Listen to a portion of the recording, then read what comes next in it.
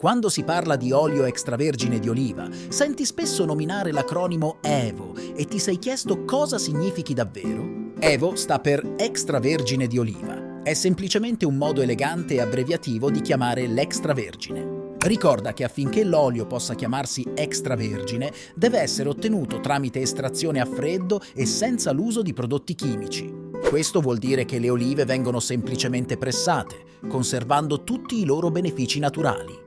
Quindi, in conclusione, l'acronimo Olio Evo è solo un sinonimo dell'olio extravergine di oliva e non sta a indicare un prodotto diverso da questo. Se vuoi diventare un consumatore più consapevole e vuoi scoprirne di più sul mondo dell'olio extravergine di oliva, iscriviti al canale. Se desideri essere sicuro di portare in tavola un olio extravergine di oliva di alta qualità, puoi visitare il nostro sito internet che trovi nel link in descrizione sotto a questo video.